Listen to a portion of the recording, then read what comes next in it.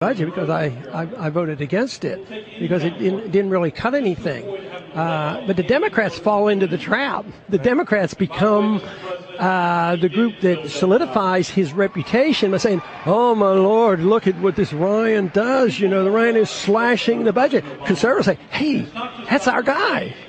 But the Democrats give him his reputation, but he's only talking about cutting proposed increases. They're not real cuts. And, of course, I'm interested in less militarism. I don't think we should fight undeclared war. So there's places where I'm convinced that if anybody's sincere about cutting, they have to talk about baseline budgeting. They have to be willing to cut domestic and foreign expenditures. Otherwise, they don't think this is very serious. And you know that I believe it's very serious because I believe that we're going to get into a much worse crisis than we had in 2008. It's approaching quickly, and it's a spending problem. And if we get into the same situation as Greece, it's a much bigger deal because we are the biggest economy and we have the reserve currency. That's what we should be talking about. But because they don't do this cutting and they're not serious, they either don't understand or they're just willing to delay it or figuring, oh, I can't win if I actually cut something. You know, everybody yells and screams. You know, if you cut one weapon system, oh, you're going to destroy the troops. Well, how do you feel about these sequestration cuts, these automatic cuts? Many in your party have argued the defense cuts are draconian, they're too severe. Where do you stand on that? I think that's silly talk because there are no real cuts. There's just cuts in the proposed increases, and that's where the problem is. So they fight, they delay it, they get the deficit level increased, the debt level increased, and they agree to sequester funds. And then guess who wants to remove that? Liberal Democrats and conservative Republicans. They both agree. They didn't like the rules. Do you think we have this debt clock running in here, Congress? And I think that is in all reality a difference to you and the issue that you've made it. But, you know, $16 trillion is a lot of money. And do you think we'll ever get that paid off? Oh, absolutely not. There's not a prayer. Governments never pay off the debt, but they liquidate the debt. You don't pay it off. You don't earn it. Like if you and I get into trouble. But is there a way to boom your way out of it? Can you grow your way out of it? No, not at this level. The Romney ticket believes with tax cuts and the like, you can boom your way out. But you can inflate your way out of it, destroy the value of the currency. If we owe $16 trillion, if you destroy 50% price inflation, your dollar lost 50%, you only owe $1 trillion. Could you imagine if interest rates were higher, how much that debt would be? And interest rates will go higher, and they're destined to go higher. Otherwise, we don't ever have to go to work again.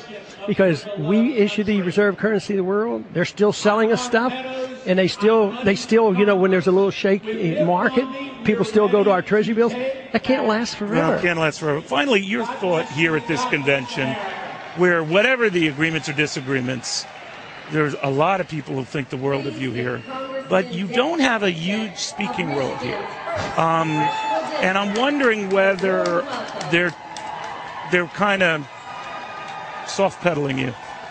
I don't know what you call it.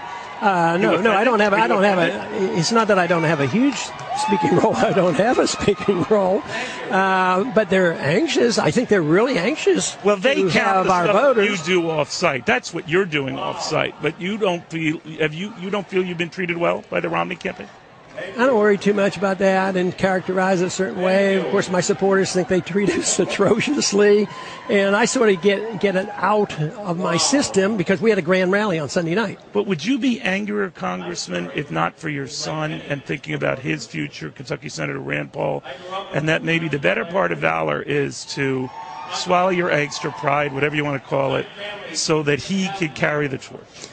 Well, it might sound I'm cold and callous, but guess what? About the time he was 16, I sort of turned him loose. And away he went. And he's on his own. So I can't bestow anything on him, and he's doing a pretty good job, and he will not do things just as I have done it, and he has a pretty good reputation already, so there will be disagreements on strategies. So I think that's pretty normal and understood. You know, Congressman, as the business nerd at Fox, what I've always appreciated about you covering your speeches and your primaries and caucuses, you're the only guy on the planet who could talk about the Federal Reserve and money supply and velocity of currencies and get standing ovations from young people. I love it. If I could do that, my ratings would be like Jay Leno's. I'll tell you what I enjoyed on the write-ups on the rally we had the other night is they talked just about what you said, and he said, what is amazing about Ron Paul, he did this talk for an hour and 15 minutes. I can't believe anybody would sit and listen to that. But they said he never mentioned the president's name or Romney's name once. That's right. And I never, that wasn't a plan, but that's just the way my mind works because, like, they want me, used to always say, attack Bernanke, attack Bernanke. Right. No, Bernanke isn't the issue.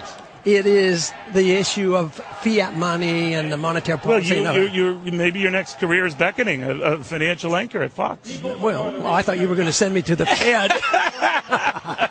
Congressman, thank you very, very much. Very good seeing you. All right.